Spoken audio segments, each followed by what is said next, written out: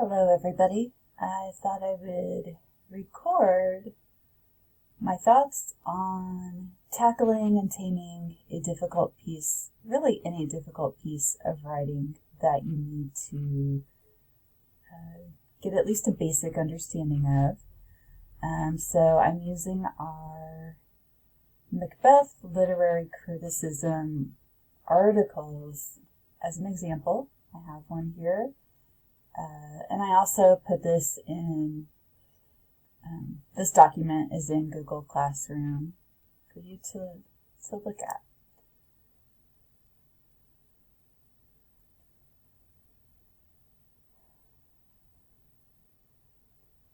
Alright, so to get this to open up in a Google Doc, this was my article that I pulled off the database.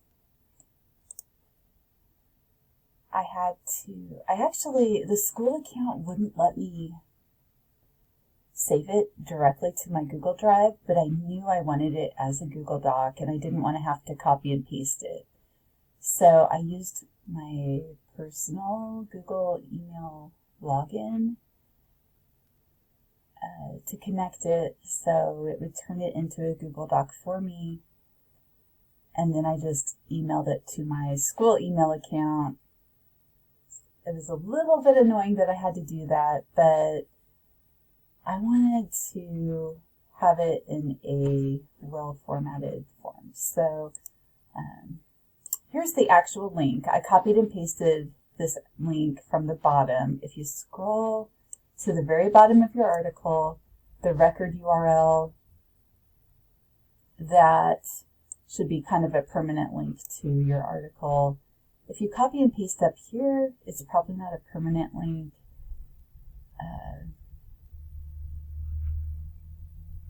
For you to go back to. So here's my article, Born of Woman, Fantasies of Maternal Power in Macbeth. And this is by Janet Adelman. To get my citation information, I just click citation and I copied and pasted that. In MLA. It's so nice that they do this for us. You don't have to figure out what to put where in the citation, really, for anything anymore. 99% of the time there's some type of citation creator that'll do it for you when you're researching. But then, like I said, I clicked Save to Drive, and when I tried signing in with my school Google account, it wasn't letting me, so I did it with my personal one to get it to turn into that. You can download it and make it a PDF and then mark it up in Cami or DocHub. And then you could, of course, try just copying and pasting it into a Google Doc. Here's the benefits of doing that, of somehow getting it to be a Google Doc. So I copied and pasted my permanent link. I copied and pasted my works cited information in my Google Doc. That way I can get back to that article, and you'll need the works cited for your slideshow. So I put a couple steps on here for you guys in this assignment. Reading and summarizing this very lengthy article can be intimidating. It can be a lot at once. But we know that for this assignment in particular, we just need 10 main points. We don't need to write a detailed, super in-depth summary of this. We're just looking for 10 main points that we can pull and put into a summary. Find some main points, organize them, rephrase them in our own words. So step 1, read and try to understand all of the intro paragraph to find the main point / thesis statement in your article. So I do think reading the entire first paragraph is a good idea, because sometimes the thesis isn't at the end of the first paragraph. Usually, these articles will start with some type of attention getter and work their way down to a thesis statement.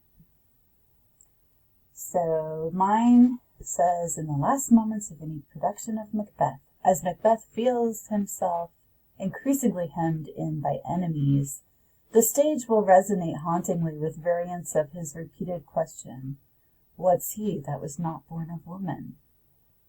Repeated 7 times, Macbeth's allusion to the witch's prophecy, "None of woman born shall harm Macbeth," becomes virtually a talisman. Now, if you're like, oh, great, there's words in here I don't know. Another benefit of putting it in a Google Doc is you can double click on that word, right click, hit define for that word, and over here on the side it'll tell you the definition right away. An object, typically an inscribed ring or stone that's thought to have magical powers and bring good luck. So saying that part of the prophecy makes him feel like it's a protection.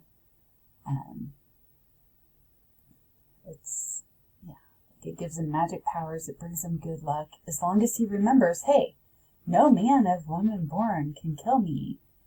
He thinks, well, everyone's born of a woman, so I'm invincible. He starts to tell himself that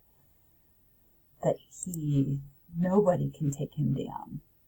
Of course, we know that there is a loophole with that. So, talisman to ward off danger, even after he's begun to doubt the equivocation of the fiend, which is another use of Macbeth's language. Shakespeare's language. Equivocation, gonna look that one up. The use of ambiguous language to conceal the truth. So that's what the witches do with the prophecy. They equivocate. The prophecy is an equivocation because they're concealing the truth. They used a riddle in this case. So, the riddle of and what does it mean by fiend? It means an evil spirit or demon. So, the witches and the demon that they represent. So, only toward the beginning does he start to doubt the unclear wording, the riddle of the demon or of the witches. Mere repetition of the phrase seems to Macbeth to guarantee his invulnerability. And then, my author's writing in first person. I want in this essay to explore the power of these resonances, particularly to explore how Macbeth's assurance seems to turn itself inside out, becoming dependent not on the fact that all men are, after all, born of woman, but on the fantasy of escape from this universal condition. This is going to get into a realm, like the fantasy of escape from this universal condition, being born of a woman, like being dependent on a woman. Is that what it's getting at? When I look at the title, yeah, I think it's something having to do with maternal means motherly. So it's going to have something to do with motherly power and escaping from it, having a fantasy that he can escape. Wow, all right, that's interesting. The duplicity of Macbeth's repeated question, its capacity to mean both itself and its opposite, carries such weight at the end of the play, I think, because the whole of the play represents in a very powerful form both the fantasy of a virtually absolute and destructive maternal power and the fantasy of absolute escape from this power. So this, I'm getting to what the main point of the essay is going to be. Showing a contrast between maternal, so like motherly power being absolute. And if I look up absolute, I already highlighted this. Absolute, total, not qualified or diminished in any way. Complete, total, utter. Those synonyms are helpful too. The fantasy of a virtually absolute and destructive maternal power and the fantasy of absolute escape from this power. So how mothers have a power over us that's like a complete power, or in this play it's portrayed as a complete power, also characters want to escape from? Wow, okay, that's the argument that the writer of this essay is making and that they're going to defend. And it's kind of an idea that I didn't think of before with Macbeth, so I'm intrigued. Alright, so that helps me get to that main point. I feel like I could write it in my own words easily now. Now, for step 2, I'm going to skim through body paragraphs looking for key points in first sentences. So I read this first sentence, and I broke my paragraphs up. Like, I put extra spaces between them before I did this. So I went through so they would be separated a little bit so those first sentences would stand out. I realized with my article that other plays, like Coriolanus by Shakespeare, are mentioned. I kind of ignore those. And what I did was any of those topic sentences that don't mention Macbeth or something about Macbeth, I just looked for that capital M in Macbeth. Just trying to see, I really skipped some of those paragraphs that I didn't see Macbeth's name or a character from Macbeth listed a lot. And then I just went to the next topic sentence of the next paragraph. Even in one of Shakespeare's earliest plays, male autonomy is another word to look up. It means the right or condition of self-government. So, men being in control of themselves, like having the power over their own lives, is ambivalently portrayed as the capacity to escape the maternal. Okay, but then it's going to talk about Richard III. It just barely mentions Macbeth there. I'm going to skim down, looking for that capital M in Macbeth. I could also do a search, like Control F to look for it. Ooh, I like this at the end. Sometimes the beginning of paragraphs and then the ends have good stuff. So I skim through there, just looking for capital M's, looking for something that jumps out at me. Love, nature, and mother are given embodiment in Lady Macbeth and the Witches, where Macbeth wields the bloody axe in an attempt to escape their dominion over him. Ooh, I think that seems like a good main point, so I'm going to highlight that one. I'm going to maybe turn that into one of my main points.